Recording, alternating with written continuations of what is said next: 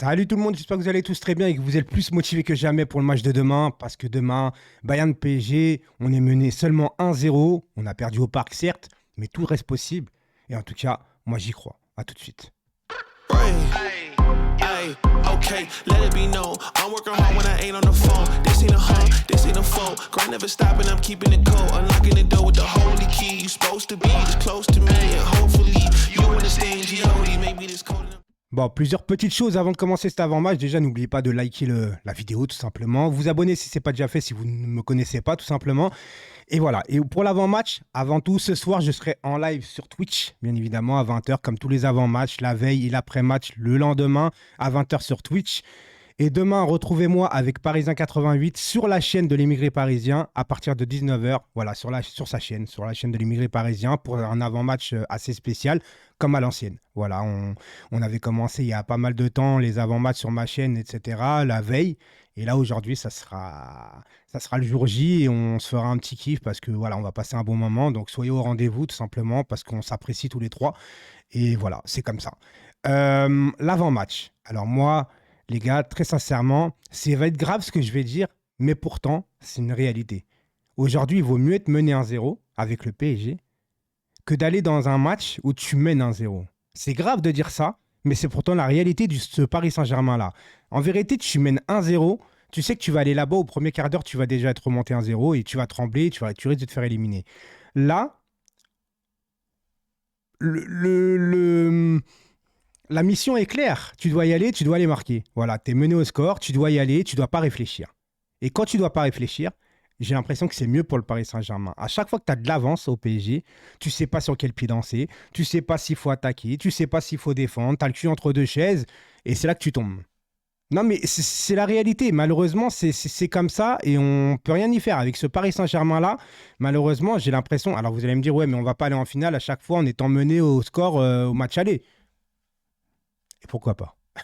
J'ai envie de vous dire, et pourquoi pas? Non, mais parce qu'au PSG, ce qui ne va pas, c'est le mental. On est friable, on est faible mentalement, il faut se le dire. Donc voilà, et pour moi, est-ce qu'on y croit mieux qu'au match aller, etc. Ben, bien évidemment, il y a eu quand même des choses depuis ce match aller. Alors c'est sûr que ça aurait été le PSG, encore une fois, quand on avait rencontré Monaco, où on s'est fait exploser là-bas avec aucun jeu, etc. Je t'aurais dit non, j'y crois pas du tout. Là, il y a des motifs de satisfaction, et tu y crois parce que tu es mené que d'un seul but. Tu as le retour d'Mbappé, qui, on va pas se mentir, quand tu vois son entrée face au Bayern où tu as un PSG métamorphosé parce que forcément c'est le seul joueur qui t'apporte de la profondeur. Donc tu changes de tactique, donc tout va mieux. Donc l'équipe aussi prend confiance et l'équipe d'en face prend peur. L'équipe d'en face recule. Je me demande d'ailleurs comment va jouer le Bayern face au Paris Saint-Germain. Je pense que le Bayern ne savent pas défendre. Tu sais, ils ne savent pas garder le ballon comme ça. Ils vont vouloir jouer. Et ça va être bon pour nous de toute façon. Je pense qu'ils vont vouloir jouer. Alors, pas comme d'habitude, c'est-à-dire à se lancer en attaque, etc. Parce que le Bayern, c'est toujours comme ça. Et puis j'y crois aussi parce qu'on ne va pas se mentir, encore une fois, c'est pas le Bayern d'il y a 4 ans non plus. Tu vois? Alors nous, c'est pareil, hein, c'est pas le PSG d'il y a... Ouh, ça commence à remonter un PSG qui joue bien quand même. Mais aujourd'hui, bien sûr qu'on y croit. Sinon, je te le dis, tu n'y crois pas, t'allumes pas ta télé. Si tu es supporter du PSG, tu me dis tu n'y crois pas, et mais que tu allumes la télé, non, il y a un problème. On est obligé d'y croire. Un but de remonter, ça va très vite. D'un côté comme de l'autre. Maintenant, il va falloir faire attention. On va venir vite fait à la compo, mais je pense que la compo idéale pour moi, hormis peut-être le problème Hakimi, je ne sais pas si Hakimi dans sa tête, ça va... C'est ça le vrai problème aujourd'hui. Moi, je pense que je mets la même équipe qui s'est passée à Marseille quand on a gagné 3-0. Je pense que je mets la même équipe, clairement. Avec le même schéma de jeu, etc. C'est-à-dire 5 derrière, enfin 5. 3 quand tu as le ballon et 5 quand tu n'as pas le ballon. Donc moi, ça sera Donnarumma au but. Ça sera Nuno Mendes à gauche. Hakimi, si tu sens vraiment qu'il est au top physiquement et mentalement surtout. C'est surtout ça qui est le plus important mentalement. Sinon, tu mets Mukiele, qui en ce moment est en pleine bourre. Même s'il a été touché contre Nantes, je trouve qu'il revient bien. Et en ce moment, il est en confiance Mukiele, on ne va pas se mentir. Donc Hakimi ou Mukiele, moi, ça me va très bien de toute façon. Mais j'espère vraiment qu'on va faire jouer Hakimi vraiment si le mec il est bien là mentalement, parce que c'est difficile hein, d'avoir un procès au cul, etc. Enfin, un jugement et tout ça, tu sais pas, l'accusation et tout, c'est compliqué. Bah, dans l'axe, t'as pas trop le choix, Kimpembe n'est pas là, donc de toute façon, ça sera Danilo, Ramos, Marquinhos. Tout le monde sera là, donc il n'y a pas de problème. Au milieu de terrain, tu vas avoir un Marco Verratti qui va revenir de suspension vu qu'il n'a pas joué contre Nantes, donc il sera frais comme un gardon. Mais on espère surtout que Marco Verratti, parce que lui, j'attends beaucoup de lui aussi, parce que depuis sa prolongation, hein, depuis qu'on l'a prolongé, monsieur est mauvais. Voilà. Et lui, il n'a pas l'excuse de la Coupe du Monde, etc. Il n'a pas joué la Coupe du Monde. Tu vois, l'Italie n'y était pas. Donc lui, il n'a aucune excuse. Et Marco Verratti, j'attends beaucoup plus de lui parce que forcément, ça fait 10 ans qu'il est là, le mec. À un moment donné, reprend du galon, Carson. Parce que contre Marseille, à Marseille, quand on gagne 3-0, le meilleur milieu de terrain des trois, c'était pas Verratti, c'était Vitinha. D'accord? Donc, j'ai envie de te dire, on attend quand même un grand Marco Verratti dans un grand rendez-vous. Et c'est normal. C'est normal. À la base, on me disait à chaque fois, oui, mais Verratti, tu comprends, il est pas bon parce qu'à côté de lui, il a des joueurs qui sont pas très bons. Oui, mais normalement, tu devrais être quand même le meilleur de tes trois milieux de terrain, même s'ils sont pas bons. Tu vois ce que je veux dire? Et là, j'ai l'impression que Vitinha commence à prendre un peu plus de confiance et on voit plus un Vitinha début de Marco Verratti au Paris Saint-Germain quand on avait de l'espoir avec lui que le contraire. Donc, moi, j'attends un gros match de Marco Verratti. De toute façon, j'attends un match de tout le monde. Forcément, demain, on attend des battants. S'ils donnent tout ce qu'ils ont, on va pas leur en vouloir. Tu vois ce que je veux dire? Moi, c'est pas une défaite, une victoire, etc., que j'ai la haine, etc. C'est quand tu sens que ton équipe n'a pas fait ce qu'il fallait et que tu dis que tu as des regrets. Quand tu joues un match et que tu n'as aucun regret, tu as tout donné, tu as fait ce qu'il fallait et que bah, tu n'es pas passé, tu te dis, bon, bah, tu es triste, mais tu n'es pas énervé contre ta propre équipe. Et au Paris Saint-Germain, le problème, c'est d'année en année, c'est qu'à chaque fois, tu en veux à ta propre équipe parce que tu te dis, putain, les mecs, ils n'ont pas fait ce qu'il fallait. Tu vois, il y a eu ça, il y a eu ci, il y a nan. Non, non. Demain, donnez-vous, faites ce qu'il faut et on verra après. Donc, au milieu de terrain, Verratti, Vitinha, Fabien Ruiz, parce que de toute façon, t'as pas... me sortez pas Zahir Emery. Non. Zahir Emery, il ne faut pas brûler les ailes à ce petit jeune. D'accord? Il est bon. Il a du potentiel, et je dis bien du potentiel, mais ce mec, faut pas le cramer. Il faut pas tout de suite le jeter en pâturage comme ça, etc. Contre Nantes, par exemple, bon, Emery, je l'ai trouvé un peu meilleur en deuxième mi-temps. D'ailleurs, désolé, contre Nantes, j'ai pas fait le débrief, j'étais malade.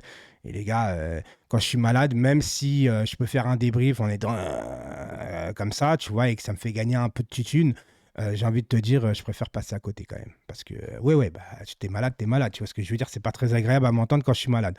Donc, Emery, je le mets surtout en renfort de le faire rentrer si tu as besoin d'aide après, tu vois.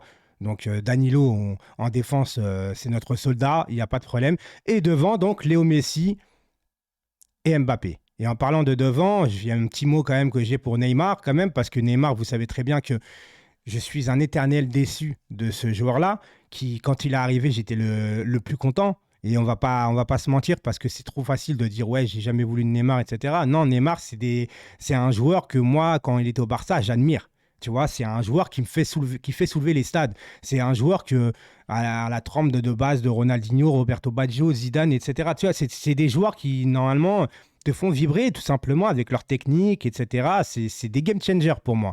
Sauf que Neymar au Paris Saint-Germain, il a eu tellement de blessures. Alors, faute ou pas par rapport à lui, par rapport à son hygiène, etc. Vous savez quoi? Je ne vais même pas rentrer dedans. Je ne suis pas médecin, etc. On peut me sortir toutes les logiques possibles. Moi, j'arrive à penser quand même que sur toutes les blessures, s'il est aussi fragile, c'est il devrait faire aussi attention à son hygiène de vie. Mais c'est que ma pensée maintenant, etc. En tout cas, ces grosses blessures, c'est pas forcément de sa faute. On voit que c'est des coups, etc. C'est son pied qui vrille et tout ça. Quoi qu'il en soit, 55% des matchs joués en 6 ans, le rendement est trop faible. Le rendement est trop faible. Même s'il a des bonnes stats au Paris Saint-Germain et que ça reste un bon joueur, c'est un réel gâchis au Paris Saint-Germain. Moi, vous savez quoi? Je ne vais pas faire une Dugarry, tu vois, à me satisfaire d'une blessure d'un joueur. Je ne serai jamais comme ça, même si le joueur, je ne le porte pas dans mon cœur, etc., parce qu'il s'est passé des choses dans le club et tout. Je ne peux pas me satisfaire d'une blessure d'un joueur en me disant « Ouais, bah, comme il n'est pas là, on va être plus équilibré. » Je pense que réellement, le problème, ce n'est pas Neymar. Le vrai problème, c'est l'équilibre d'équipe et c'est de faire jouer les trois devant. C'est pas forcément Neymar le problème. Je pense qu'à Marseille, si admettons tu aurais mis Neymar à la place de Messi, même si Messi il a mis un but et deux passes décisives, je pense qu'on aurait pu aussi gagner à Marseille dans d'autres configurations, d'autres méthodes, mais en n'ayant que deux joueurs devant, ça aurait fait le taf aussi. Je pense qu'il faut en mettre que deux. Justement, le fait que ça ne défend pas beaucoup et de mettre un troisième, renforcer un milieu de terrain qui va être là pour justement apporter le surnombre et surtout apporter un pressing supplémentaire. Je trouve qu'elle est là, la base. On l'a toujours dit depuis le début, que ce soit avec Giannis, que ce soit avec Ayoub, etc., que l'équilibre d'équipe est très important dans une équipe. Il ne suffit pas de placer les 11 meilleurs joueurs sur le terrain avec 11 techniciens hors pair pour gagner un match. Ça n'existe pas, on n'est pas dans FIFA. Il faut faire des choix. Là, force est de constater, vu qu'il a un blessé, Galtier n'a pas besoin de faire ce choix-là, vu que c'est facile pour lui. Et là, Neymar n'est pas là. Toute la saison, c'est terminé. 3-4 mois d'indisponibilité.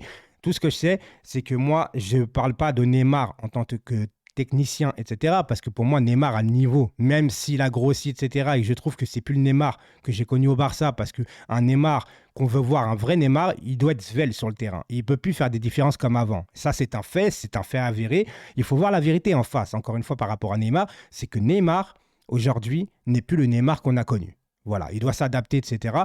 Maintenant, en soi, 55% des matchs, je le répète encore une fois, en 6 ans, je trouve qu'à un moment donné, il faut savoir tourner la page. Non pas parce qu'il est mauvais, mais parce qu'il n'est pas fiable. C'est différent. Alors, c'est peut-être pas de sa faute, mais tu ne vas pas garder un joueur de toute façon, même si ce n'est pas de sa faute.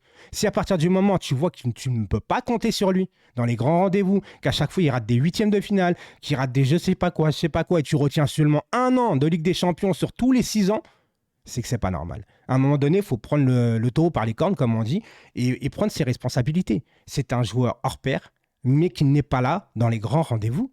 Et s'il n'est pas là dans les grands rendez-vous, qu'il est absent, souvent, que ce soit une blessure, etc., merci, mais au revoir. Tu peux pas rester dans un club comme ça sans réagir parce que c'est un grand joueur, donc on va le garder à tout prix. Ça fait 6 ans et 6 ans que ça dure. C'est malheureux pour Neymar avec ses blessures, etc. C'est aussi malheureux pour nous, c'est malheureux pour lui. Autant se séparer et je lui souhaite malgré tout, tu vois, parce que j'ai pas la haine contre Neymar. En fait, moi, j'ai la haine de ce qui s'est passé avec Neymar au PSG, tu vois. Je pense qu'il y a beaucoup de responsabilités, et pas que sur Neymar, il y a aussi le club, il y a beaucoup de choses qui s'est passé autour de Neymar. Et moi, je trouve qu'en fait, Neymar, c'est un gâchis au Paris Saint-Germain. Mais je lui souhaite de rebondir ailleurs. Parce qu'un joueur comme ça, tu es obligé de lui souhaiter le meilleur parce qu'en vérité, c'est un très bon joueur. Mais au Paris Saint-Germain, c'est trop juste. C'est comme ça. Et même si vous ne voulez pas entendre raison, etc., moi, c'est ce que je pense. Du côté du Bayern, Hernandez blessé au genou, Neuer et Pavard qui n'est pas là pour suspension vu qu'il a pris un rouge à l'aller. Et Mazraoui, peut-être un certain problème cardiaque. Alors là, je viens d'être surpris. Et puis de notre côté, nous, il y a juste Neymar qui n'est pas là, équipe MB. Donc écoutez, moi, au niveau du prono, très sincèrement, je vois le Paris Saint-Germain...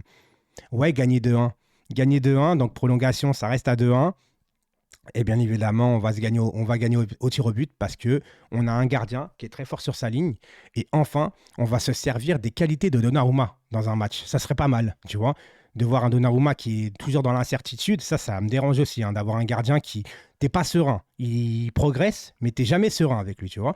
Par contre, au tir au but, je serais serein avec Donnarumma. Et je pense qu'on va gagner au tir au but. Je vous laisse encore une fois et passer une très très bonne soirée. Ciao tout le monde.